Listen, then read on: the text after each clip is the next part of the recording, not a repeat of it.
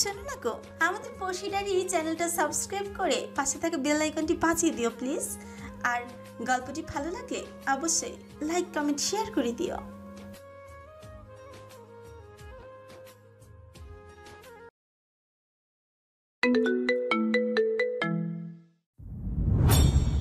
অন্ধকার রুমে বলিষ্ঠ এক পুরুষকে নিজ চেম্বারে দেখতে চমকে উঠল আদ্রিতা।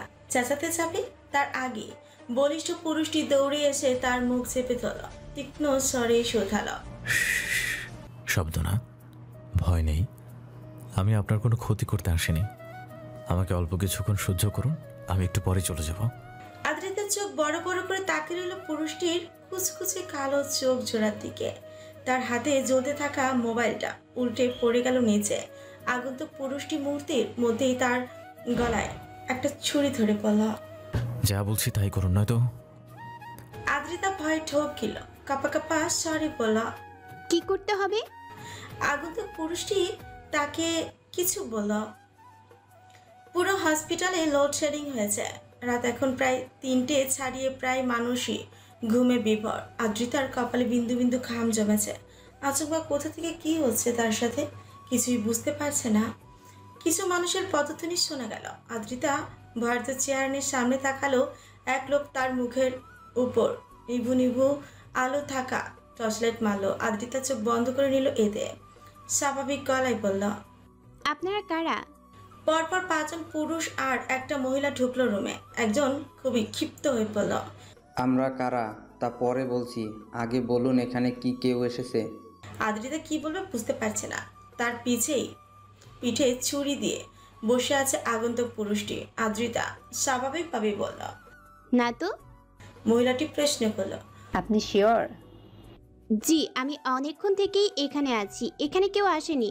লোকগুলো মেনে নিল। বলল, ঠিক আছে, বিভ্রান্ত করার জন্য দুঃখিত। ইটস ওকে, কিন্তু আপনারা কারা বললেন না তো? একজন বলতে নিল। মহিলাটি বলল, এটা হসপিটাল স্যার, বিভ্রান্ত করা ঠিক হবে না, পেশেন্টরা ঘাবড়ে যেতে পারে। লোকটি শুনল, মৃদুস্বরে বলল, কেউ না। লোকগুলো চলে গেল। আদ্রিতা থাম মেরে বসে রইল। প্রায় আধ ঘন্টা পর্যন্ত তারা দুজন ওভাবেই বসে। পরিবেশ তখন শান্ত। আচমকা মেঘ কেঁপে বর্ষণ শুরু হলো। ফারিস তার পকেট থেকে ফোনটা বের করলো, কল করে বিশ্রী ভাষায় বলল, আধ ঘন্টার মধ্যে আমার গাড়ি চাই, নয়তো তোদের সব কটাকে আমি দেখে নিব। ফারিস মাহমুদের সাথে বেঈমানির ফল কতটা ভয়ানক হতে পারে তোরা হয়তো ভুলে গেছিস। আমার শুধু ফিরতে দে, একটা বার ফিরতে দে। জি বস। অপর প্রান্তের ব্যক্তিটি ফারিসের কথা শুনে ভয়ে কাঁপতে কাঁপতে বলল। ফোন কাটলো ফারিস। রাগে তার পুরো শরীর কাঁপছে। আদ্রিতা তখনও স্বাভাবিক হয়নি। সে চুপচাপ বসেছিল চেয়ারে। ফারিস এক প্রকার ভুলেই গিয়েছিল সে কোনো মেয়ের পিঠে ছুরি ধরে আছে। হঠাৎই হুশ আসলো ফারিসে। সঙ্গে সঙ্গে সে ছেড়ে দিল আদ্রিতাকে। আদ্রিতারও হুশ আসলো। দ্রুত চেয়ার থেকে সরে উঠে দাঁড়ালো। ফারিস কর্নার থেকে বের হলো। আদ্রিতা ফ্যাল করে দৃষ্টিতে তাকিয়ে আছে ফারিসের মুখশ্রী দিকে। যদিও অন্ধকারে তেমন কিছুই দেখা যাচ্ছে না।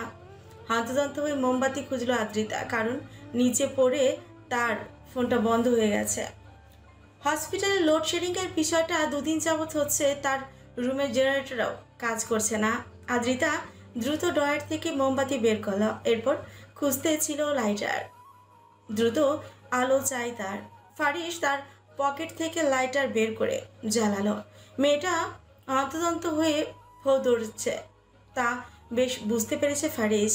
আদ্রিতা লাইটের আলো দেখতেই এক জায়গায় দাঁড়ালো।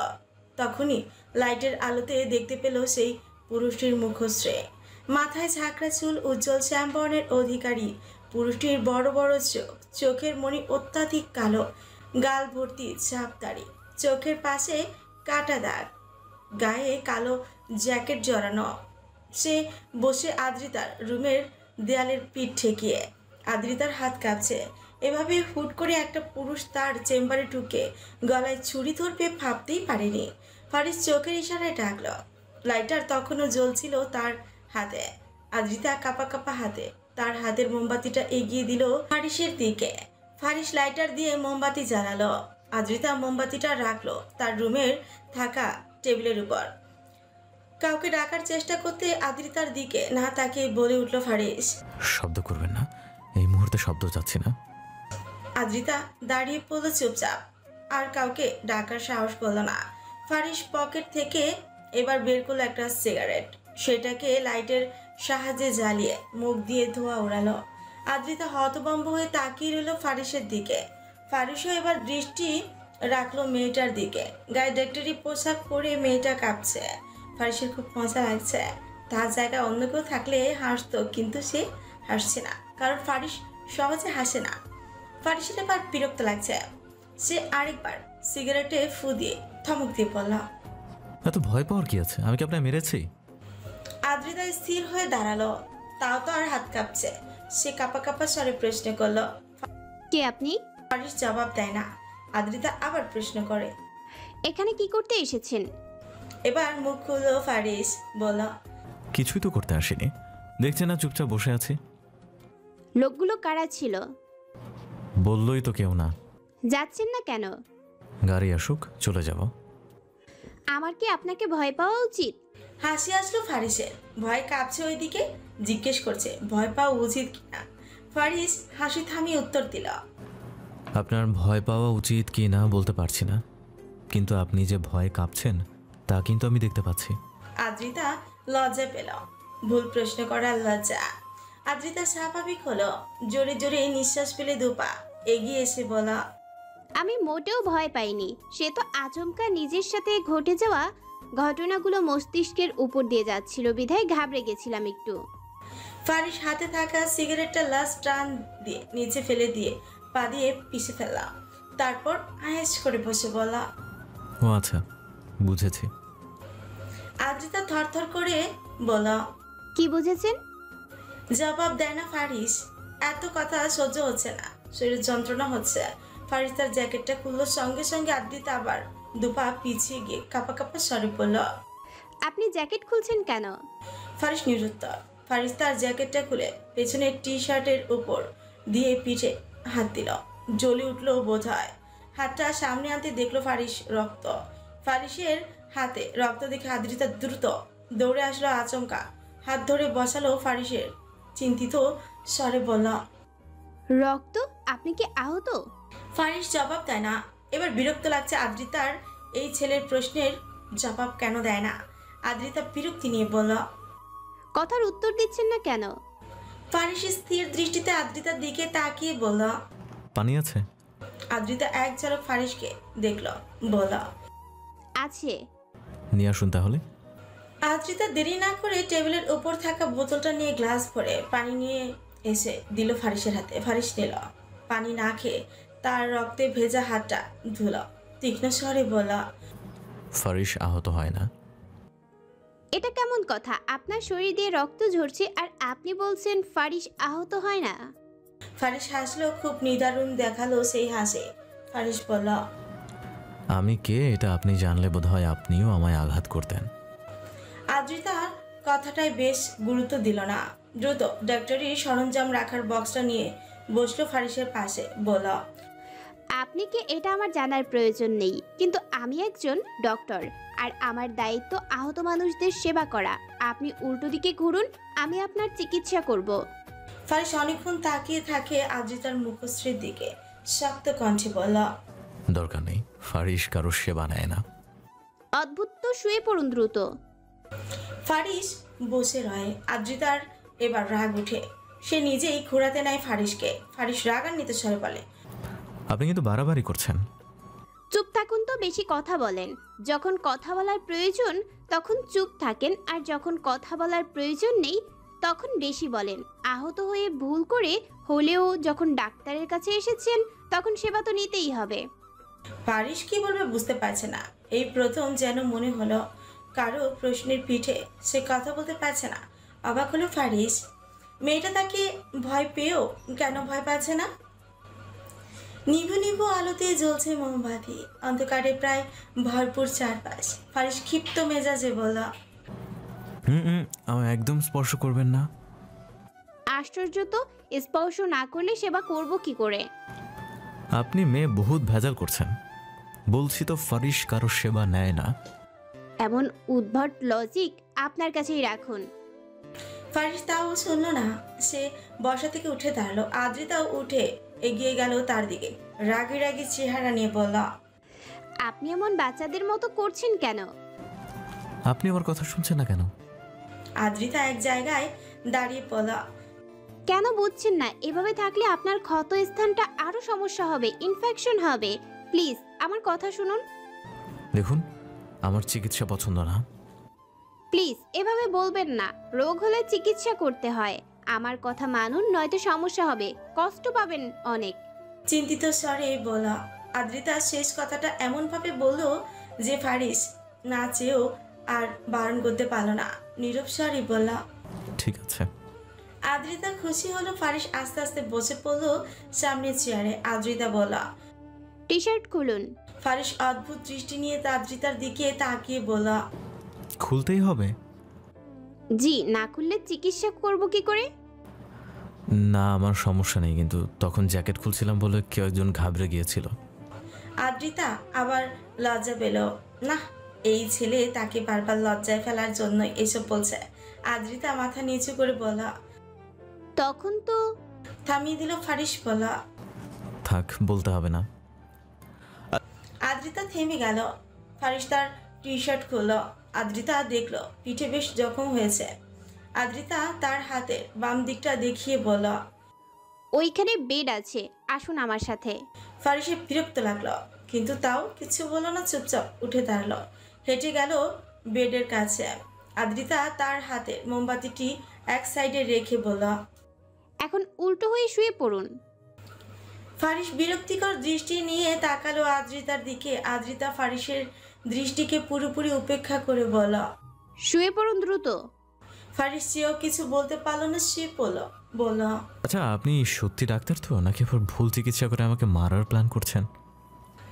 আদ্রিতা তার ডাক্তারি বক্সটা খুলে তুলো বের করে আস্তে আস্তে ক্ষত জায়গাটা পরিষ্কার করতে লাগলো। একটা লম্বা আকৃতির ক্ষত হয়েছে পিঠে। মনে হচ্ছে কেউ দা বা বটি দিয়ে, বড় ধারালো ছুরি দিয়ে পিঠে আঘাত করেছিল বা বাড়ি দিয়েছিল। ফারিস আবার বলল, আপনি কিন্তু কোনো উত্তর দিলেন না। আপনি সত্যি ডাক্তার তো? আমার পোশাক দেখে কি আমাকে ডাক্তার মনে হয় না? পোশাক পরলে ডাক্তার হয় নাকি? রাত ৩টা বাজে কোন শোকে আমি অন্যের চেম্বারে ডাক্তারি পোশাক পরে বসে থাকবো বলুন তো? ফারিস দ্বিধাহীন ভঙ্গিতে বলল, তাও ঠিক। জি, তা ক্ষতটা কি করে লাগলো? আপনাকে বলতে চাচ্ছি না। আদ্রিতা আরো একবার প্রশ্ন করলো, লোকগুলো কারা ছিল? কি জানি, এদেশেরই কেউ হবে হয়তো। ভয়ঙ্কর কি তারা ছিল নাকি আপনি ছিলেন? কেউ একজন হবে, জানা নেই। তাদের দেখে পুলিশ টাইপ লাগলো। চুরি ডাকাতি করছিলেন নাকি? আমায় দেখে তা মনে হয়? না হওয়ার মতো তো কোনো কারণ দেখছি না। ফারিস হাসে বলে, আমি চোর ডাকাত নই, কিন্তু তার চেয়েও বড় কিছু। আদ্রিতা কিছু বলল না। ছেলেটা যে তেরা এই বিষয়ে তার কোনো সন্দেহ নেই, কিন্তু কোনো অপরাধী বলে মনে হচ্ছে না। সে ঢাকার একটা সরকারি হসপিটালে কর্মরত আছে। পরিবারে বাবা মা আর ছোট্ট ভাই আছে। তারা বর্তমান বাড়িতে নেই। আদ্রিতার মামাতো ভাইয়ের ছেলের আকিকায় গেছেন। আদ্রিতাকেও নেওয়ার ইচ্ছে ছিল, কিন্তু আদ্রিতার সময় হবে না বলে আর যায়নি সে। বাড়িতে কেউ ছিল না বিধায় আজ বাড়ি যাওয়ারও তেমন তাড়া ছিল না আদ্রিতার। তাই পেশেন্ট দেখা শেষ হলে রাউন্ড থেকে ঘুরে এসে চুপচাপ নিজ চেম্বারে বসেছিল অনেকক্ষণ। কখন রাত ৩টা বেজে গেল টের পায়নি। হঠাৎ লোডশেডিং হয়। আদ্রিতা তার সাইলেন্ট করে রাখা ফোনটা খোঁজে। কিছুক্ষণের মাঝে ফোনটা পেয়েও যায়। ফোনটা অন করে লাইটটা জ্বালাতেই সে মুহূর্তেই রুমে এসে হাজির হলো ফারিস। তাকে দেখেই ঘাবড়েছে আদ্রিতা। এরপর কত কি ঘটে গেল ও তার সাথে। আদ্রিতা পরপর কতগুলো ভেবে তাকালো ফারিসের ক্ষতের দিকে। সেলাই লাগতে পারে, আদ্রিতা বলল। ফারিস, ক্ষতটা জোড়া লাগানোর জন্য সেলাই করতে হবে। আপনি একটু বসুন, আমি যন্ত্রপাতি আর ইনজেকশন নিয়ে আসি, একটু অপেক্ষা করুন। তৎক্ষণাৎ উঠে বসলো। টি শার্ট গায়ে জড়িয়ে জ্যাকেটটা গায়ে দিয়ে বলল, হ্যাঁ, ওসব সেলাই ফেলাই আমার প্রয়োজন নাই, আমাকেও যেতে হবে। শুনুন, আমায় আর মনে রাখবেন না, এতে বিপদ আপনারই হবে। কথাটা বলে উঠে দাঁড়ালো ফারিস। তার গাড়ি চলে এসেছে। আদ্রিতা বলল, ক্ষতটা এভাবে রেখে দিলে আপনার খুব কষ্ট হবে। ফারিস আবার হাসে, বলে। এসব কষ্ট ফারিসের হয় না, আমল রাইট। ফারিস বেড থেকে নেমে সামনে যেতে লাগলো। একটু দূরে গিয়ে আবার দাঁড়িয়ে আদ্রিতার উদ্দেশ্যে বলল, আরেকটা কথা, এভাবে রাত জেগে চেম্বারে বসে থাকবেন না। ফারিস কাউকে ধন্যবাদ দেয় না, তাই আপনাকেও দিলাম না। তবে সাহায্য করেছেন, এটা মনে রাখবো আমি, কিন্তু আপনি আমায় মনে রাখেন না প্লিজ, বিপদ হবে আপনার। গুড বাই, আমাদের আর দেখা না হোক, ভালো থাকবেন। ফারিস বেরিয়ে গেল। আদ্রিতা ঠায় দাঁড়িয়ে রইল। ফারিস যাওয়ার 3 মিনিটের মাথাতেই কারেন্ট চলে আসলো। পুরো হসপিটাল আবার উজ্জ্বল হলো। আদ্রিতা কিছুক্ষণ থাওয়া মেরে দাঁড়িয়ে থেকে বলল, কারা ছিল ওই লোকগুলো? আর এই ছেলেটা বা কে ছিল? কেমন যেন অদ্ভুত ছেলেটা। আদ্রিতা দীর্ঘশ্বাস ফেললো। এবার সে বাড়ি যাবে। পুরো বিষয়টা যেন তার মাথার উপর দিয়ে গেল। ছেলেটা কি ভয়ঙ্কর কেউ ছিল, নাকি যার খোঁজ করছিল তারা ভয়ঙ্কর ছিল? দুটো প্রশ্ন নিয়েই আজ বাড়ি ফিরছে আদ্রিতা। আকাশ তখন একটানা অল্প কিছুক্ষণ বৃষ্টি দিয়ে থেমেছে। ফারিস আকাশ পানে তাকায়। হসপিটাল থেকে অনেকটা দূরে চলে এসেছে সে। আজ কেমন যেন নিজেকে অদ্ভুত অদ্ভুত লাগছে। কথায় কথায় হাসছে। এটা ভারী অদ্ভুত বিষয়। এমন হচ্ছে কেন? ফারিসের সামনে সেই মুহূর্তে গাড়ি আসলো, সঙ্গে সঙ্গে তার চোখ মুখ শক্ত হয়ে গেল। অদ্ভুত সব ভাবনা মাথা থেকে ছেড়ে ফেলে ভাবল, সবার আগে সেই বেঈমানকে খুঁজে বের করবে, যার কারণে আজ প্রথম তাকে পালাতে হলো কিনা পুলিশ নামক আহাম্মকের দলের থেকে। ফারিস গাড়িতে উঠে বসল। সে বসতেই গাড়ি ছুটে গেল সুদূরে। সকাল 10টা, লাগাতার ফোন কল এসেছে আদ্রিতার। বারবার কল এসে কল কেটে যাচ্ছে, কিন্তু আদ্রিতা ফোন ধরছে না, কারণ সে গভীর ঘুমে মগ্ন। হঠাৎ হুঁশ ফিরল আদ্রিতার। টেবিলের ওপর থেকে সাঁতরে ফোনটা নিল। সামনে তার 5 বন্ধু আশরাফ, মুনমুন, মৃদুল, রনি আর চাঁদনি কল করেছে। তারা 5 জন একসাথে আছে। একজনের কল কেটে যেতেই আরেকজন কল করছে। শেষে গিয়ে মৃদুলের কলটাই তুলতে পারলো আদ্রিতা। ঘুম জড়ানো গলায় বলল, হ্যালো। সঙ্গে সঙ্গে বৃষ্টি ভাষা একটা গাড়ি দিয়ে রাগী কণ্ঠে বলল মৃদুল, ওই সিমরি, এতক্ষণ লাগে ফোন তুলতে? কতক্ষণ ধরে আমরা ফোন করতেছি তুই জানিস? তৎক্ষণাৎ ঘুম উড়ে গেল আদ্রিতার। ফোনটা কান থেকে সরিয়ে নাম্বার দেখে বলল, কি হয়েছে? এবার মৃদুলের থেকে চাঁদনি ফোনটা নিয়ে বলল, তুই ঠিক আছিস তো আদু? আদ্রিতা অবাক হয়ে বলল, সকাল সকাল মদ খেয়ে কল করলি নাকি? আমার আবার কি হবে? এবার আশরাফ ফোনটা নিয়ে বলল, তুই নিউজ দেখিস নি? কিসের নিউজ? মুনমুন তীক্ষ্ণ স্বরে বলল, টিভি দেখ হারামি। আদ্রিতা এবার লাফিয়ে উঠল। সকাল সকাল হলো কি এদের? আদ্রিতা তার ফোনটা দেখলো। সকাল 10টা বাজে। সঙ্গে সঙ্গে আরো যেন চমকে উঠলো আদ্রিতা। এত বেলা অবধি সে ঘুমিয়েছিল। আদ্রিতা ফোনটা কানে ধরে বলল, দোস্ত, সকাল 10টা বাজে, এদিকে আমি এখনো ঘুমিয়েছিলাম। রনি বলল, বোন, টিভি খুলে নিউজ দেখ। আদ্রিতা বিছানা থেকে নামলো, চলে গেল সোফার রুমে। দ্রুত টিভিটা অন করে নিউজের চ্যানেল ধরল। একজন ভদ্রমহিলা বলছেন, দেশবিরোধী এক মাফিয়াকে পুলিশ আটক করতে গিয়েও একটুর জন্য বেঁচে যায়। জানা যায় কাল শেষ রাতের দিকে কোনো এক হসপিটালে গা ঢাকা দেয় মাফিয়াটি। পরে আর খোঁজ পাওয়া যায়নি। ছেলেটির মুখ ঢাকা থাকার কারণে চেহারা দেখা যায়নি। আদিতা থ মেরে সোফায় বসে পড়ল। হাত থেকে অটোমেটিকলি রিমোটটা পড়ে গেল। সে অদ্ভুত শব্দ করে বলল, তবে কি কাল রাতের ফারিস নামের ছেলেটি এই দেশবিরোধী মাফিয়া ছিল? চোখ বড় বড় করে টিভির পর্দার দিকে তাকিয়ে আছে আদ্রিতা। তার যেন এখনো বিশ্বাস হচ্ছে না রাতের ওই ছেলেটি দেশবিরোধী এক মাফিয়া হবে। ছেলেটিকে দেখে তো তেমন মনে হলো না। হ্যাঁ, শুরুতে একটু ছেলেটাকে দেখে ভয় পেয়েছিল আদ্রিতা।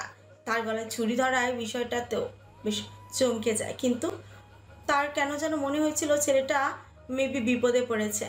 আর ওই লোকগুলো বাজে ছিল বোধহয়, কিন্তু এখন কি বের হলো ওই লোকগুলো সত্যি পুলিশ ছিল। ইস, তারা যদি একবার বলতো তারা পুলিশ, তাহলে চোখের ইশারায় হলেও আদ্রিতা দেখিয়ে দিত পেছনের লোকটিকে। আদ্রিতার আফসোস হলো। আবার ভাবলো এমনটা নাও হতে পারে, অন্য কেউ তো হতে পারে। তাদের হসপিটালেই ঢুকেছিল, এমনটাও তো বলেনি অন্য হসপিটালেও হতে পারে। মুখ নাকি ঢাকা ছিল, কিন্তু ফারিসের মুখ তো ঢাকা ছিল না। খানিকটা বিপদগ্রস্ত ছিল, কিন্তু মাফিয়া টাইপ এমন কিছু মনে হয়নি। আদ্রিতার ফোনে তখন লাউড স্পিকারে মৃদুল ওরা সবাই ছিল। অনেকক্ষণ যাবৎ হ্যালো হ্যালো করছে, কিন্তু আদ্রিতা কিছু বলছে না। মৃদুলের বিরক্ত লাগলো, সেটা সে একটা ধমক দিয়ে বলা, ওই হালার ফুহালা, তুই কি আছিস নাকি ময়রা বুথ হইয়া গেছিস? সামনে পাইলে এমন বাইরামো যে জামাইয়ের নাম মনে রাখতে পারবি না। আদ্রিতার বাচ্চা। আদ্রিতার হুঁশ আসলো, স্তব্ধ সুরে থমথমে গলায় বলল, বল। ময়রা গেছিলি নাহি? আমার তেমনটাই লাগছে। আদ্রিতার কথা শুনে সবাই চিন্তিত হলো। তবে কি তাদের ধারণাই ঠিক হলো? মাফিয়াটি কি তাদের হসপিটালে গিয়েছিল? কাল সবাই একটু ব্যস্ত থাকায় যে যার বাড়ি চলে যায়। আদ্রিতা কাল অনেক রাত অবধি হসপিটালে ছিল, তাই তারা চিন্তিত হয়ে তাকে ফোন করে। মুনমুন ধীর স্বরে বলল, আমরা কি তোর বাসায় আসবো আদু? আদ্রিতা আনমনি বলে উঠল। আয়। ফোন কাটলো। আদ্রিতা চেয়ে রইল টিভির পর্দার দিকে। এখনো যেন কানে বাজছে দেশ বিরোধী মাফিয়া। নিজের কক্ষে আয়নার সামনে কালো শার্টের অর্ধেক খুলে পিঠটাকে আয়নার দিকে ঘুরিয়ে ক্ষতস্থান দেখার চেষ্টা করলো ফারিস। অনেকটা জখম হয়েছে।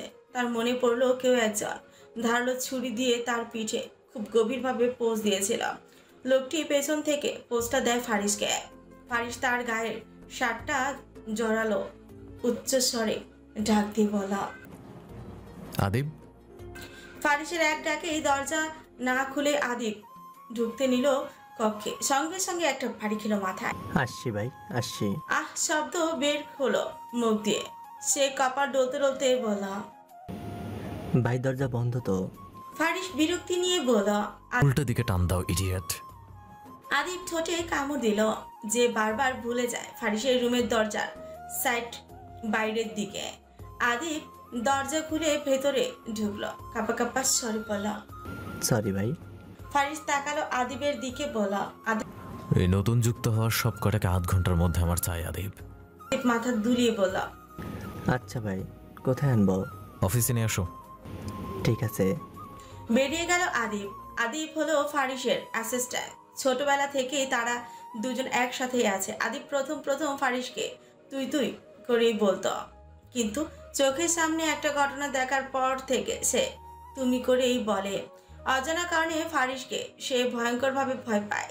ফারিস তার সাথে বন্ধুর মতো আচরণ করলেও আদিবের ভয় আর কাটে না।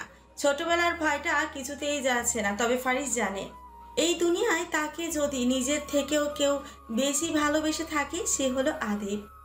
এমনও দিন গেছে তারা দুটো জুতো পালিশ করে একটা রুটি কিনে দুজনে ভাগ করে খেয়েছে। ফারিস তার ফোনটা তুলল, কাউকে কল করে বলল, কালকের কিছু সিসিটিভি ফুটেজ আমার চাই রফিক। আধ ঘন্টার মধ্যে জোগাড় করে আমাকে পাঠাও। ফারিসের কথা শুনে রফিকও বলল, আচ্ছা বস। চিন্তিত চেহারা নিয়ে সোফায় গোল হয়ে বসে আছে 5 জোড়া চোখ। তাদের সবার চেহারায় থমথমে। তারা তাকিয়ে আছে আদ্রিতার মুখশ্রীর দিকে। কিছু যে একটা ঘটেছে এইটা বুঝতে তাদের বাকি নেই। আশরাফ, মুনমুন, মৃদুল, রনি আর চাঁদনি, এরা সবাই এক একজন এক এক বিষয় doctor. Ashraf orthopaedics, Munmun dermatologist, Mridul forensic doctor, Roni paediatrician, Chandni dentist আর আদ্রিতা সার্জারি ডাক্তার। সব ধরনের সার্জারির কাজে সে করে। মৃদুল নীরবতা কাটিয়ে বলে উঠল, তুই কি কিছু বলবি নাকি ঠাটিয়ে একটা দিব গালে? আদ্রিতা অদ্ভুত দৃষ্টি নিয়ে তাকালো মৃদুলের দিকে। মুনমুন আর চাঁদনি আদ্রিতার দুপাশে বসল। দুজনকে দুদিকে দিয়ে দুহাত ধরে বলল, এইভাবে চুপচাপ বসে আছিস কেন? কিছু কি হয়েছে? আদ্রিতা এবার মুখ খুলল, বলল, কাল রাতে। সবাই উৎসুক দৃষ্টিতে তাকালো আদ্রিতার দিকে। রনি বলল, কি হয়েছে কাল রাতে? আদ্রিতা রনির দিকে তাকিয়ে বলা শুরু করলো, কাল রাতে আমি 3টা অবধি হসপিটাল ছিলাম। তারপর হঠাৎ লোডশেডিং হয়। তখন আমার কেবিনে একটা ছেলে আসে। যতটুকু জেনেছি ছেলেটার নাম ফারিস মাহমুদ, কিন্তু ছেলেটাকে কোনো অ্যাঙ্গেল থেকে মাফিয়া মনে হয়নি। সবার চোখে মুখে বিস্ময়ের চাহনি। আদ্রিতা ধীরে সুস্থে কাল রাতে সব ঘটনা খুলে বলল সবাইকে। আশরাফ তো বলেই উঠল, আমাদের এক্ষুনি পুলিশ স্টেশনে যাওয়া উচিত। আশরাফের কথা শুনে মুনমুন বলল, কিন্তু ছেলেটা তো মাফিয়া না হয়ে অন্য কেউ হতে পারে। আবার ভাবনায় পড়লো সবাই। মৃদুল বলল, আমি তো 90% শিওর ওই ছেলে মাফিয়াই হবে। আদৌ কি তোর ওই ছেলেটার চেহারা মনে আছে? আদ্রিতা 2 মিনিট ভেবে বলল। চাঁদনি এক্সাইটিং নিয়ে বলল, কেমন দেখতে রে, শয়তান টাইপ, দাঁতগুলো নিশ্চয়ই কালা, হাতে ট্যাটু ম্যাটু ছিল আদু? আমি কোথায় যেন পড়েছিলাম মাফিয়াদের সারা শরীরে নাকি ট্যাটু থাকে, ফারিস মাহমুদের গায়ে ছিল নাকি? আদ্রিতা বেশি সময় না নিয়েই বলল, না, ওসব তো ছিল না। মাথায় ঝাঁকড়া চুল, উজ্জ্বল শ্যামবর্ণের অধিকারী পুরুষটি বড় বড় চোখ ছিল, চোখের মনির অত্যাধিক কালো, গাল ভর্তি চাপদাড়ি, চোখের পাশে কাটার দাগ, গায়ে কালো জ্যাকেট জড়ানো ছিল, সুদর্শন যুবক বলা যায়। মুনমুন চেঁচিয়ে বলল, আর বাস, আমি তো বর্ণনা শুনে প্রেমে পড়ে গেলাম। না, এ ছেলে মাফিয়া হতেই পারে না। মুনমুনের কথায় রনি চোখ মুখ কুচকে বলল, তুই থামবি মন? কথা নেই বার্তা নেই, যারে দেখে তারই প্রেমে পড়ে। এটাই তো না দেখেই প্রেমে পড়ে গেছে। মৃদুল হেসে বলল, ওটা তো এমনই পাগল জানি কোথাকার, মাফিয়ার প্রেমে পড়ছে। কিছুদিন পর দেখবি জালমুড়ি বিক্রিদারও প্রেমে পড়বে। সবাই হেসে দিল, শুধু হাসলো না আশরাফ। সে একটু সিরিয়াস টাইপ ছেলে। কোনো বিষয় মাথায় একবার ঢোকালে সেটা মোটেও সমাধান না হওয়া পর্যন্ত তার মাথা শান্ত হয় না। আশরাফ সবাইকে উদ্দেশ্য করেই বলল, তোরা হাসাহাসি বাদ দিবি? সবাই চুপ হয়ে গেল। আশরাফ আবার বলল, আদু আর দেরি নয়, এক্ষুনি আমরা পুলিশ স্টেশনে যাব, তুই তৈরি হয়। আদ্রিতা চিন্তিত স্বরে বলে, সত্যি যাবি? তাড়াতাড়ি যা। আদ্রিতা উঠে গেল। চাঁদনি বলল, কিন্তু ওই ছেলেটা সত্যি যদি মাফিয়া না হয় তখন? আশরাফ বলল, আমার এমনটা মনে হয় না চাঁদ, কেননা ছেলেটা আদুর পিঠে ছুরি ধরেছিল যাতে ওর কথা পুলিশদের না পড়ে। যদি কোনো অপরাধ না করে থাকে তবে এমনটা করবে কেন? আশরাফের কথায় যুক্তি আছে। মৃদুলও সায় দিয়ে বলল, আমারও মনে হয় এই বিষয়টা পুলিশদেরও জানানো উচিত। দেশদ্রোহী মাফিয়া, চেহারা চিনে রাখলেও তাদের খুঁজতে সুবিধা হবে। সবাই সায় দিয়ে বলল, ঠিক। রনি এবার বলল, টিভিতেও ছেলেটার ছবি দেখলে সাধারণ মানুষও সতর্ক হয়ে যেতে পারবে। একটা বড় সড়ো অফিস কক্ষে দাঁড়িয়ে আছে ফারিস। তার সামনেই গত মাসে আসা 10 জন ছেলে দাঁড়ালো। সবার চোখে মুখে আতঙ্ক, সবার মুখে একটা কথা, তারা কিছু করেনি। আদিব ফারিসের পাশে দাঁড়িয়ে বলল, বাইরে টোটাল 11 জন ছিল, একজনকে কাল থেকে পাওয়া যাচ্ছে না। ফারিস তীক্ষ্ণ স্বরে বলল, কোথায় গেছে? জানি না ভাই, তবে খোঁজ লাগিয়েছি, আশা করি 2-4 দিনের মধ্যে পেয়ে যাব। আদিব সরে গেল। ফারিস এবার এগিয়ে গেল ছেলেগুলোর দিকে। তীক্ষ্ণ স্বরে বলল, ট্রাকে মেয়ে আসলো কোত্থেকে? একজন ভয় ভয় বলল। ফারিস শুনলো, কিছু বলল না, আবার হাঁটলো ছেলেগুলোর চারপাশে। কিছু সময় যায় কিন্তু কিছু বলে না, শুধু পায়ে চারি করে। হঠাৎ একটা ছেলের হাতের ব্যাসলাইটের দিকে নজর পড়লো ফারিসের। এটা যেন চেনা চেনা লাগছে।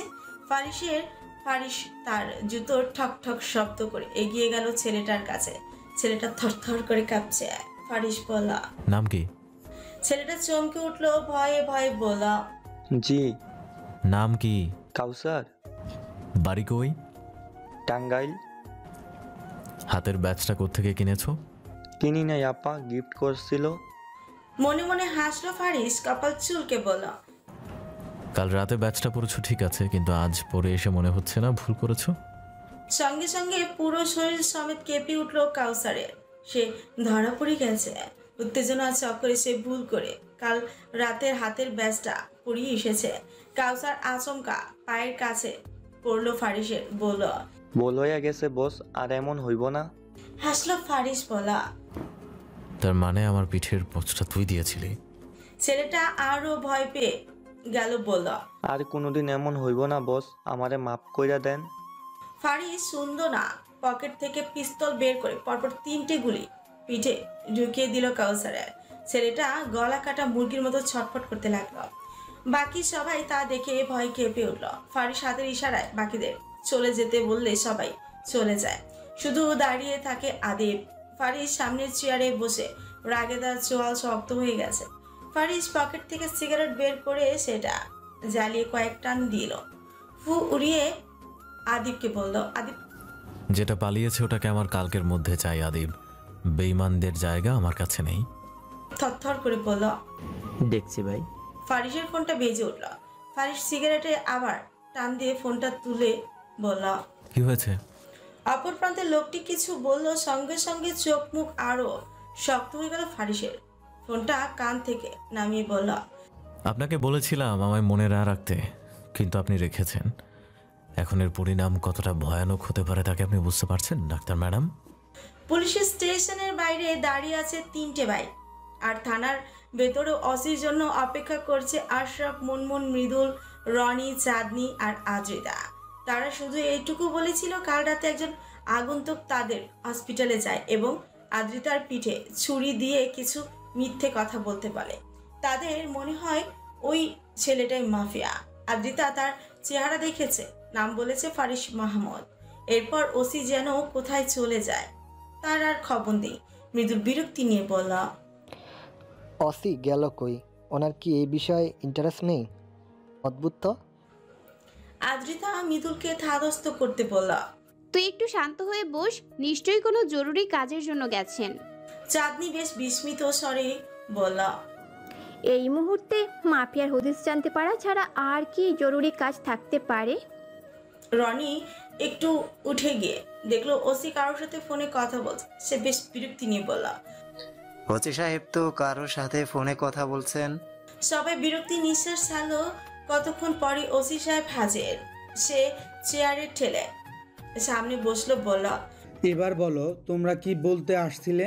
মৃদুল বিরক্ত হলো প্রচুর, গুজগুজ করে বলা, হালা এতক্ষণ পর জানতাইছে আমরা কেন আইছি। আগে তো কইলাম, হালা কি শুনে নাই? আশরাফ চোখের ইশারায় মৃদুলকে চুপ হতে বল। মৃদুল চুপ হয়ে যায়। আশরাফ বলতে শুরু করে, আমরা সেই মাফিয়া নিয়ে কথা বলতে এসেছি স্যার। অফিসার তার কান গুতিয়ে বলে উঠল। কোন মাফিয়া? মৃদুলের এবার ইচ্ছে করছে পুলিশের টাকওয়ালা মাথাটা বাড়ি মেরে ফাটিয়ে দিতে। সে নিজেকে সংযত করে শান্ত গলায় বলে উঠল, টিভিতে যে দেশ বিরোধী মাফিয়ার কথা বলা হয়েছিল, আমরা সেই মাফিয়ার কথা বলতে এসেছি। অফিসার একটা গা ছাড়া ভাব নিয়ে বলল, বলো কি বলার আছে তোমাদের? পুলিশের এই গা ছাড়া ভাবটা কেউ নিতে পারছে না। মনে হচ্ছে পুলিশ তাদের কথা শুনে বেশ বিরক্ত হচ্ছেন, কোনো মজা পাচ্ছে না, অথচ তারা কতটা সিরিয়াস একটা বিষয় নিয়ে কথা বলছে। আদ্রিতা সবাইকে সামনে বলল, স্যার, কাল রাতে একটা ছেলে আমার চেম্বারে ঢুকে তার কতক্ষণ পর কিছু মানুষ আসে আমায় জিজ্ঞেস করে এখানে কেউ এসেছিল কিনা, কিন্তু আগন্তুক আমার পিঠে ছুরি ধরে রাখায় আমায় মিথ্যে বলতে হয়। ছেলেটির নাম খুব সম্ভবত ফারিস মাহমুদ।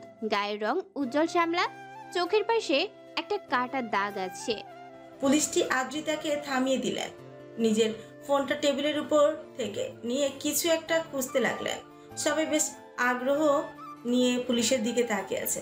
মিনিট 2 যেতে পুলিশটি একটা লোকের ছবি দেখিয়ে বলল, আপনি কি এনার কথা বলছেন? আদ্রিতা সহ প্রায় সবাই হতভম্ব হয়ে তাকিয়ে রইল মোবাইলের দিকে থাকা ছেলেটির ছবির দিকে। আদ্রিতা বেশ কিছুক্ষণ তাকিয়ে রইল ছেলেটির দিকে। বাকি সবার দৃষ্টি ততক্ষণে ছবি থেকে সরে আদ্রিতার দিকে নিবদ্ধ হলো। পুলিশটি আবার বলল, কি হলো, কথা বলছেন না কেন? আপনি এই ছেলের কথা বলছেন তো, ফারিস মাহমুদ? আদ্রিতা নিরুত্তর। চাঁদনি আদ্রিতার কাঁধে হাত দিয়ে বলল, কি হলো আদু, কথা বলছিস না কেন? উনি কি ফারিস মাহমুদ? কাল রাতে এই ছেলেকে তোর পিঠে ছুরি ধরেছিল? আদ্রিতা এবার মুখ খুললো, মাথা নাড়িয়ে বলল, উনি এই। মুহূর্তের মধ্যেই সবার মনোভাব পাল্টে গেল। বিস্মিত হলো সবাই। আদ্রিতার কথা শুনে ওসি সাহেব তার মোবাইল সরিয়ে ফেললেন, বললেন, উনি একজন নামকরা ঔষধ কোম্পানির মালিক। শত শত মানুষের চিকিৎসার কাজে ওনার কোম্পানি তৈরিকৃত ঔষধ মানুষের সেবা করে আসছে। আর আপনি কি না তাকে দেশবিরোধী মাফিয়া বলে দাবি করছেন? আপনারা তো ডক্টর, অথচ ফারিস মাহমুদকে চেনেন না। অবশ্য উনি সোশ্যাল মিডিয়া নেই তেমন, তবু নামটা তো জানা উচিত ছিল। পুলিশের কথা শুনে তাজ্জব বনে গেল সবাই। দারুণভাবে লজ্জায় পড়লো তারা। পুলিশ খানিকটা হাসলেন, বললেন, ইটস ওকে, মাঝে মধ্যে ভুল হয়।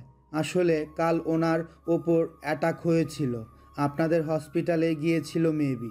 আদ্রিতা কথা শুনে বসা থেকে উঠে দাঁড়ালো, লজ্জিত স্বরে বলল, আমাদের ক্ষমা করবেন স্যার, আমরা ভুল বুঝে এখানে এসেছিলাম। পুলিশটিও মেনে নিলেন, বললেন, ঠিক আছে, কোনো ব্যাপার না, এখন আপনারা বাড়ি যেতে পারেন। নাকি আরও কিছু বলবেন? নো স্যার, আমরা অত্যন্ত দুঃখিত এভাবে আপনাদের সময় নষ্ট করার জন্য। কোনো ব্যাপার না, কিন্তু আপনারা ফারিস মাহমুদকে চিনেন না এটা জেনে আমি খুব বিস্মিত হয়েছি। আর কেউ কিছু বলল না। তারা একে একে বেরিয়ে গেল পুলিশ স্টেশন থেকে। ওরা যেতেই ওসি সাহেব জোরে নিঃশ্বাস ফেললেন, একটা ফোন করে বললেন, ওনারা চলে গেছেন স্যার।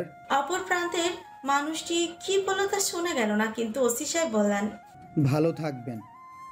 ফোন কাটলো ওসি সাহেব। পুলিশ স্টেশনের বাইরে বেশ বিভ্রান্ত নিয়ে দাঁড়িয়ে রইল আশরাফ, মুনমুন, মৃদুল, চাঁদনি, রনি আর আদ্রিতা। সবার চোখে মুখেই বেশ বিভ্রান্তের ছোঁয়া। সবার বিভ্রান্তের মাঝে মুনমুন বলে উঠল, দেখলি তো, বলেছিলাম ছেলেটা মাফিয়া হবে না। মুনমুনের কথা শুনে আশরাফ বলল, কিন্তু আমার কেন যেন এখানে খটকা লাগছে। চাঁদনি বলল, খটকা লাগার কি আছে, বাড়ি চল, ডিউটিতে কি আজ যাওয়ার তোদের কোনো প্ল্যান নেই নাকি? সবার টনক নড়ল। দ্রুত আশরাফ, রনি আর মৃদুল তাদের বাইকে চড়ে বসলো। তারপর রনির বাইকে মুনমুন, আশরাফের বাইকে আদ্রিতা আর মৃদুলের বাইকে চাঁদনি। বসে চললো 6 জন তাদের গন্তব্যের দিকে। উদয় টাইম নষ্ট। তারা বের হতে একটা পুলিশের গাড়ি ভেতরে ঢুকলো। ওরা পুলিশের তেমন খেয়াল না করলেও পুলিশগুলো তাদের খেয়াল করলো। একজন মহিলা পুলিশ বলল, কালকের ডাক্তারটা এখানে কি করতে আসলো? আদ্রিতা বেশ চিন্তিতভাবে বসে রইল বাইকে। তার বেশ খারাপ লাগছে। অপরিচিত এক ছেলের নামের এমন মাফিয়া ট্যাগ দেয়াটা কি ঠিক হলো? আদ্রিতার কিছু মনে পড়লো কাল যাওয়ার পথে ফারিস তাকে বলেছিল, আপনি আমায় মনে রাখেন না, কিন্তু আদ্রিতা রেখেছে। উত্তেজনার বশে পুলিশের স্টেশনে এসে তার নামে মিথ্যাচার করে বসলো। কাজটা কি ঠিক হয়নি? কাজটা ঠিক হয়নি, একদমই ঠিক হয়নি। লোকটা জানে নিশ্চয়ই রেগে যেত। আদ্রিতা জোরে নিঃশ্বাস পেল, গিল্টি ফিল হচ্ছে তার।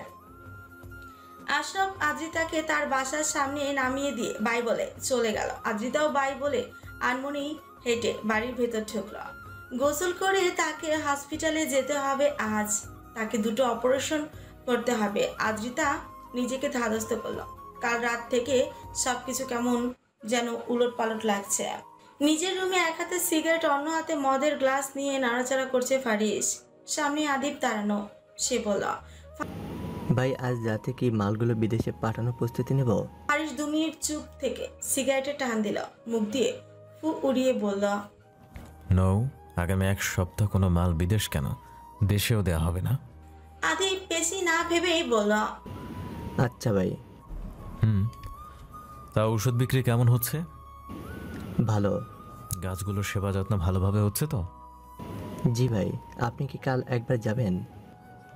কাল নয়, 2-4 দিন পরে যাব। কাজে গাফলিত যেন না হয় আদিব। হবে না, কিন্তু 1 সপ্তাহে মাল না দিলে ব্যবসায়ীরা রেগে যাবে না ভাই? সেসব তুমি ভেবো না, বিদেশি ব্যবসায়ীদের সাথে আমি নিজে কাল কথা বলবো। ঠিক আছে, তবে ভাই কাশ্মীরের ব্যবসায়ীরা বেশি বেশি করছে। কালকে মাল না পাওয়ায় বলেছে 1 সপ্তাহের মধ্যে মাল না পাঠালে খারাপ হয়ে যাবে নাকি? ফারিস হাসে, মদের গ্লাসে চুমুক দিয়ে বলল, ওদের 2 সপ্তাহের আগে কোনো মাল পাঠাবে না। আদিব তাজ্জব বনে গেল, বলল, কিন্তু ভাই। কোনো কিন্তু না, যা বলেছি তাই। বেশি কথা উঠলে আমি নিজে এটা দেখব। ঠিক আছে। আদিব বেরিয়ে গেল। ফারিস ঠায় বসে রইল। পিঠের যন্ত্রণাটা আবার বেড়েছে, কিন্তু ফারিস তা উপেক্ষা করলো। ভাবলো কাল রাতে তার সাথে ঠিক কি ঘটেছিল। কাল রাতে কিছু মাল নিয়ে ট্রাকে করে ফারিস কোথাও যাচ্ছিল। গন্তব্যে কোনো রিস্ক না নেওয়ার জন্য সে নিজেই মাল নিয়ে যায়। ফারিস বরাবরই কোথাও বের হলে মুখে মাস্ক পরে থাকে। কাল রাতেও ছিল। আচমকা কিছু লোক তার কাছে আসে। ফারিস এতে অবাক হয়নি, কারণ এগুলো বরাবরই হয়। সে টোটালি পুরো বিষয়টাকে ইগনোর করে চলে গেল। এরপরে কোথা থেকে যেন হাজির হলো পুলিশের গাড়ি। ফারিস বিরাট চমকা এতে। তার জানা মতে এখানে এই মুহূর্তে পুলিশ থাকার কথা না। ফারিস দ্রুত উল্টো দিকে ছুট লাগায়। ধরা পড়লে চলবে না, সে গাড়ি ছুটে বহুদূর। পুলিশগুলো সিভিল ড্রেসে আসে। অনেক দূর যাওয়ার পর হঠাৎ ফারিসের গাড়ি থেমে যায়, কারণ গাড়ির তেল শেষ। ফারিস বুঝেছিল তাকে ট্র্যাপে ফেলা হয়েছে। ফারিস গাড়ি থেকে নামে। হঠাৎ ট্রাকের ভিতর কিসের যেন আওয়াজ আসে, মানুষের মতন। ফারিস অবাক হয়, কারণ ট্রাকে মানুষ বলতে সে হিনা, অন্য কেউ ছিল না। ফারিস কৌতূহলে ট্রাকের দরজা করে, তখনই ট্রাকে মালের পাশাপাশি কতগুলো মেয়ে হাত পা বাঁধা অবস্থায় বসা। সে চরমভাবে চমকা। এতে ঠিক সেই মুহূর্তে পেছন থেকে কেউ তার পিঠে ছুরির পোজ বসায়। ফারিস শুধু তার হাতের ব্যাজটাই দেখে। এরই মাঝে হাজির হয় পুলিশ। ফারিস কোনো মতে নিজেকে বাঁচাতে জঙ্গলের ভেতরে ছুট লাগায়, আর তার পিছু পিছু পুলিশ। কতদূর যেতেই জঙ্গল পেরিয়ে রাস্তা আসে, আর রাস্তা পেরিয়ে বিশাল হসপিটাল। ফারিস হসপিটালে পা রাখতে লোডশেডিং হয়। ফারিস কোনো রকমে সিঁড়ি বেয়ে ওপরে উঠে আদ্রিতার চেম্বারে হাজির হয়। মুখের মাস্ক কখন পড়ে যায় খেয়ালই করেনি। কিছু আহাম্মকদের থেকে নিজেকে বাঁচাতে ফারিস পালিয়েছে, কথাটা ভাবলে রাগে খিচখিচ করছে শরীর। ফারিস শক্ত করে মদের গ্লাসটা চেপে ধরল। রাগ হচ্ছে তার, প্রচন্ড রাগ। তার উপর এই ডাক্তার ম্যাডাম। ফারিস মদের গ্লাসটা শক্ত করে চেপে ধরে বলল, কাজটা ঠিক করেননি। ফারিসের নাম নিয়ে পুলিশ স্টেশন গেছেন, একদম ঠিক করেননি। রাত 1টা। নিজের কাজ সেরে বাড়ির পথে হাঁটছিল আদ্রিতা।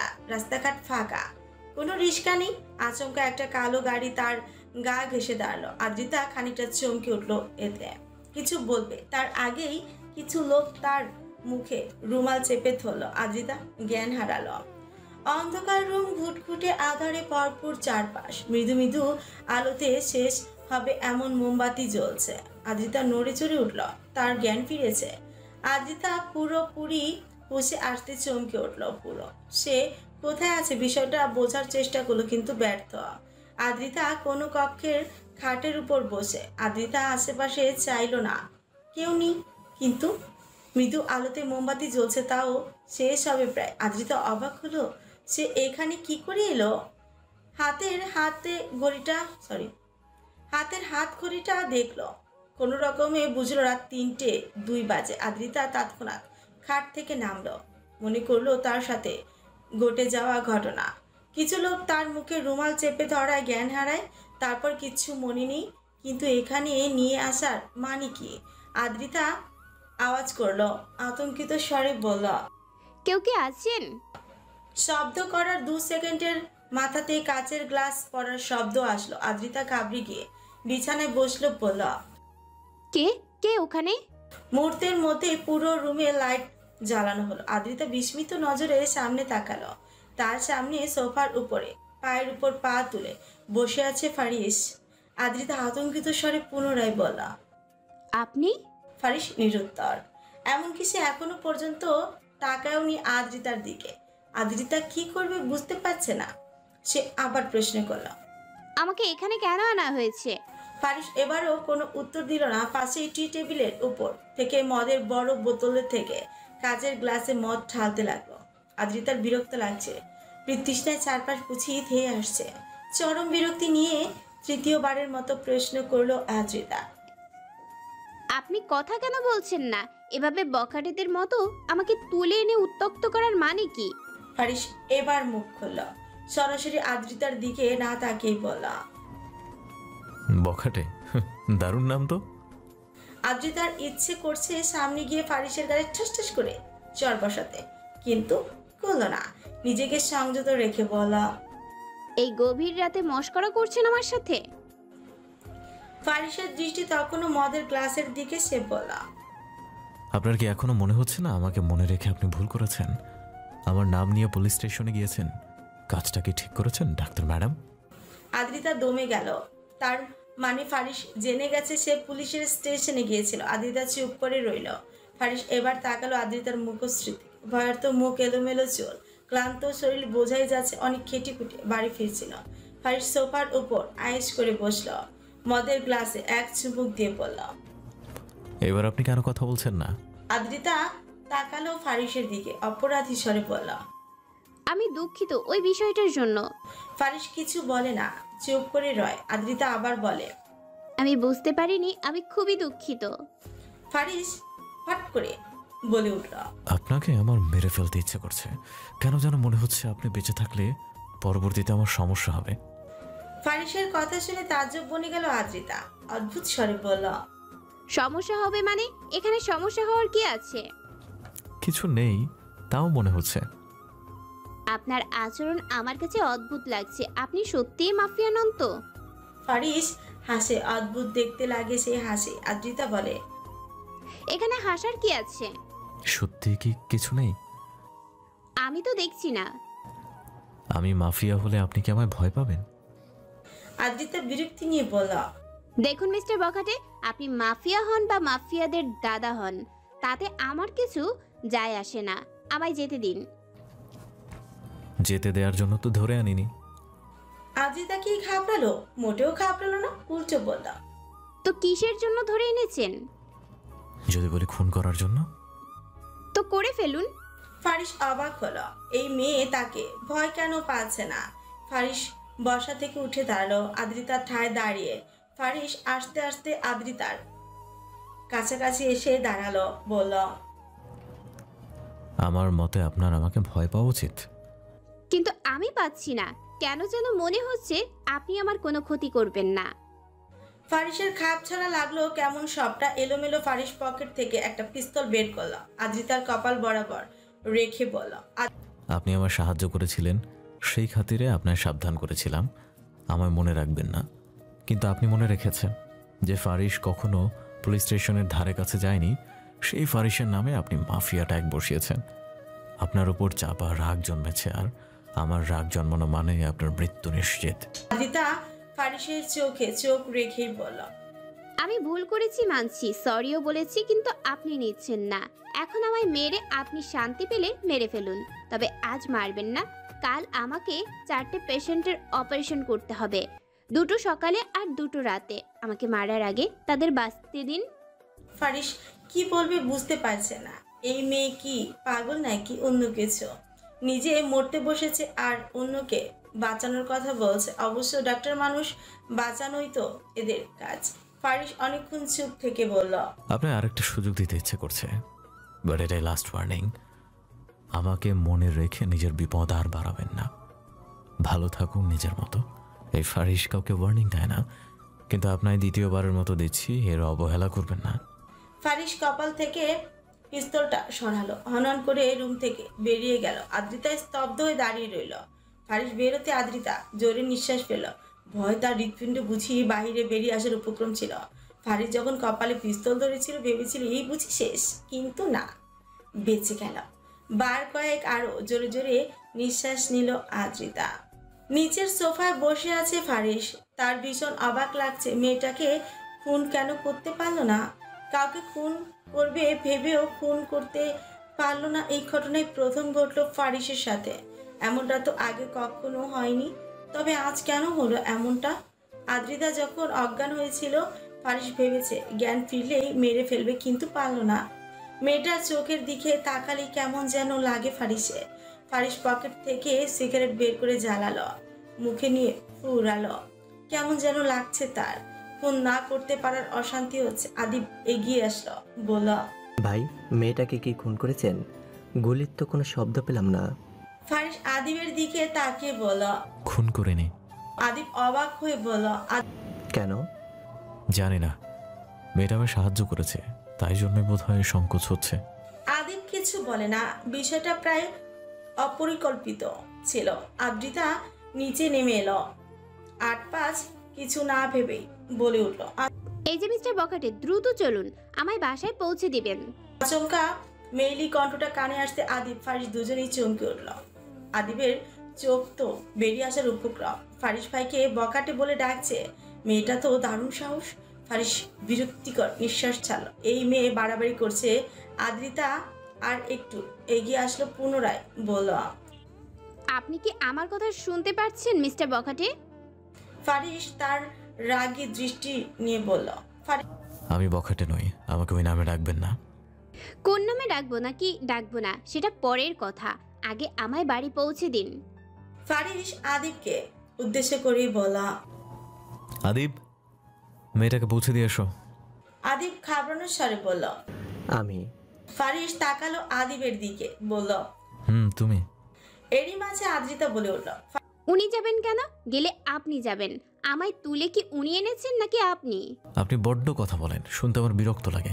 কথা কম বলে ওর সাথে চলে যান, নয়তো ঘরে বসে থাকুন। ঘরে বসেও থাকবো না, ওনার সাথেও যাব না। আপনি নিয়ে যাবেন আমায়।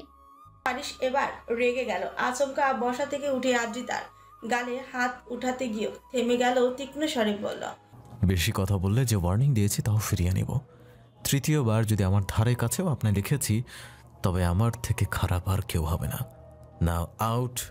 আদিব মাঝে দাঁড়ালো, থরথর করে বলল, আমি নিয়ে যাচ্ছি ভাই, আপনি রেগে যাবেন না। এই বলে কোনো মতে আদ্রিতাকে নিয়ে বাইরে গেল আদিব। আর ফারিস গিয়ে বসলো সোফায়। চরম রাগ উঠছে তার। গাড়ি চড়ে বাড়ি যাচ্ছে আদ্রিতা। ফারিসের লাস্ট কথাটা বেশ অদ্ভুত লেগেছে তার।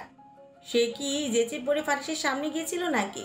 ফারিস নিজেই তো তুলে নিয়ে গেল, আবার বলল পরে যেন তার ধারে কাছেও না দেখে। আদ্রিতার বই গেছে ফারিসের কাছে ঘেঁষতে।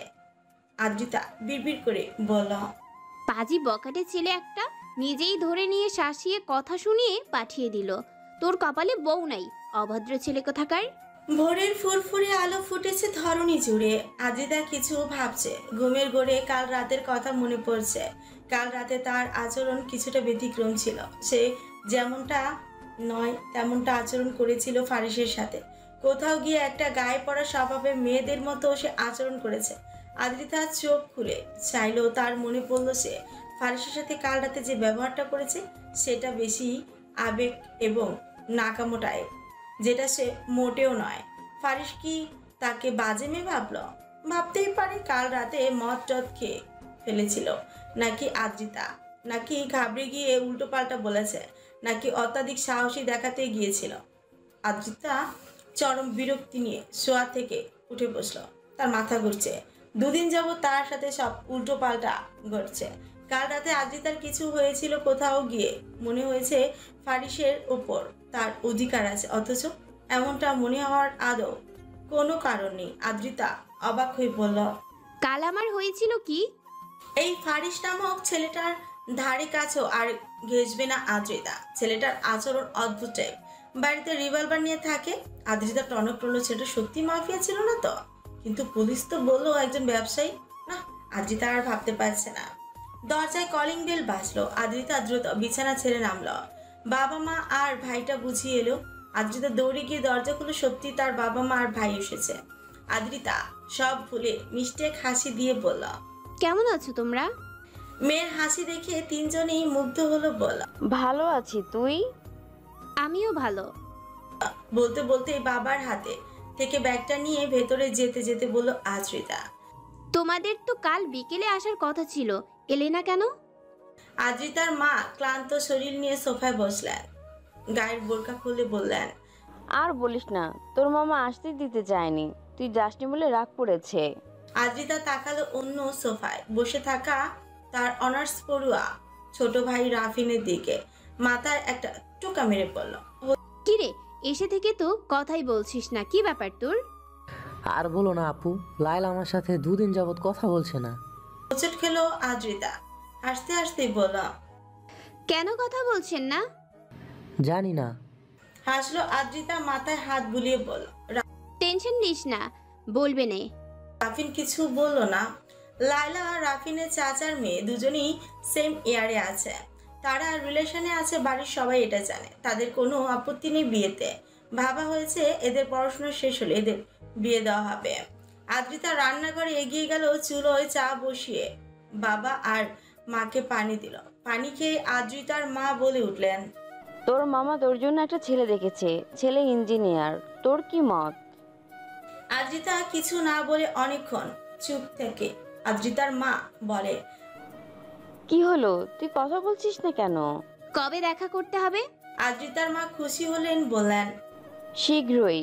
আদ্রিতার কিছু না বলে চলে যায় রান্নাঘরের দিকে। এই মুহূর্তে মাকে বিয়েতে না করার মতো কোনো অজুহাত নেই আদ্রিতার। ডাক্তার হওয়ার আগে অনেক কারণ ছিল, এখন আর নেই। বিয়েটা এবার করতেই হয়। এই এই এখন যদি আদ্রিতা বিয়েতে না করতো মায়ের সাথে ঝগড়া হতো, যা আদ্রিতার এই মুহূর্তে পছন্দ হচ্ছে না। দীর্ঘশ্বাস ফেলল। পুরো জীবনটা ডাক্তার হওয়া আর পড়াশোনা করতে করতেই চলে গেল। আদ্রিতা মনে মনে লাভ ম্যারেজ করবে এমন পরিকল্পনা ছিল, কিন্তু মনের মতো পুরুষ এখনো পায়নি। হয়তো তার ভাগ্যে পারিবারিকভাবে বিয়ে লেখা আছে। বিকেল 5টা, হসপিটালের ক্যান্টিনে গোল হয়ে বসে আছে আশরাফ, মুনমুন, মৃদুল, রনি আর চাঁদনি। আদ্রিতা এখনো আসেনি। বিকেলের এই সময়টা প্রায় একসাথেই কাটায় তারা। মাঝে মধ্যে একটু সিরিয়াস কন্ডিশন হলেও হয় না। আর সপ্তাহের শুক্রবারটা হসপিটালে বাইরে কাটে, তবে ঢাকার বাইরে যাওয়াই হয় না।